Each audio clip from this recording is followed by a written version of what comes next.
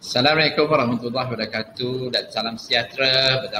Bertemu lagi kita dalam siri Borak Sejarah bersama saya untuk tajuk yang terakhir dalam bab 8 Sejarah Tingkatan 5, pencapaian dasar ekonomi baru dan juga dasar pembangunan nasional. Okey pelajar, dalam subtajuk ini kita akan lihat sejauh mana kejayaan DEB dan juga DPN. Sebenarnya kita nak melihat kejayaan ni mudahnya kita lihat sebelum, selepas. Sebelum macam mana, selepas macam mana. Macam rumah kita sebelumnya nampak buruk. Kemudian di cat baru nampak lebih ceria. Macam itulah. Jadi keberkesanannya ni, pencapaiannya boleh dilihat dalam aspek sosial dan aspek ekonomi. Dalam bidang sosial, apa perubahan yang berlaku? Dalam bidang ekonomi, apakah perubahan yang berlaku? Jadi sebenarnya dalam tajuk 8.5 ni, inilah dua perkara yang cuba ditonjolkan. Pertama, dilihat kadar kemiskinan macam mana. Dulu berapa ramai orang miskin, sekarang berapa ramai orang miskin. Dia ada dia punya peratusan dia lah. Ada peratusan dia lah. Kalau kita lihat,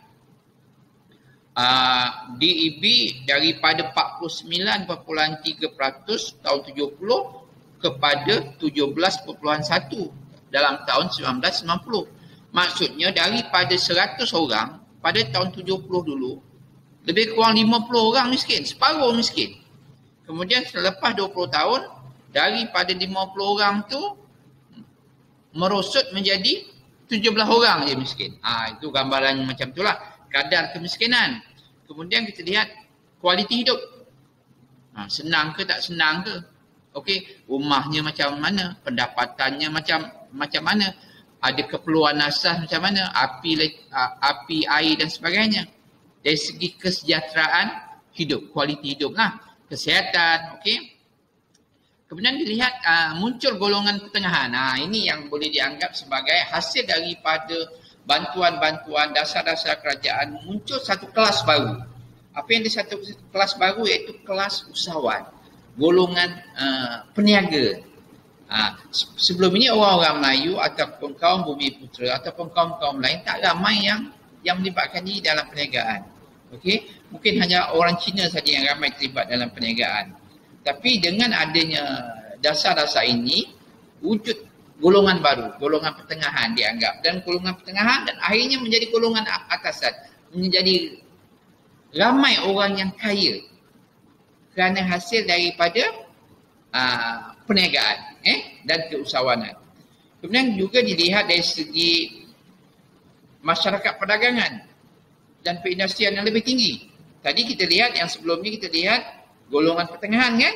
Ini kita dah sentuh tadi. Kemudian golongan yang kata orang kaya-raya lah, jutawan-jutawan. Kemudian bidang pendidikan. Sebelum ni dulu ramai orang sekolah sampai darjah 6 je. Okay? Ramai juga yang tidak sekolah. Tapi sistem pendidikan kita kerajaan ubah, kita boleh lihat ramai munculnya universiti, banyaknya ditubuhkan universiti swasta, peluang-peluang pendidikan, institut latihan. Semuanya ni adalah dapat membentuk modal insan yang lebih baik. Dan dengan modal insan itu mereka lebih mampu untuk mereka berdikari. Kemudian dari segi sistem perhubungan, okey, ada apa mas, udara, apa perhubungan darat, ada highway, perkembangan wilayah, okey. Kemudian kita lihat industri berat. Negara kita cuba bergerak daripada negara pertanian menjadi sebuah negara perindustrian. Negara perindustrian. Kita lihat nanti apa yang kilang, banyak kilang-kilang yang dibina. Okey, banyak kilang yang dibina. Kawasan perindustrian, kawasan apa contohnya Pasir Gudang, Bayan Lepas, okey, kawasan-kawasan perindustrian.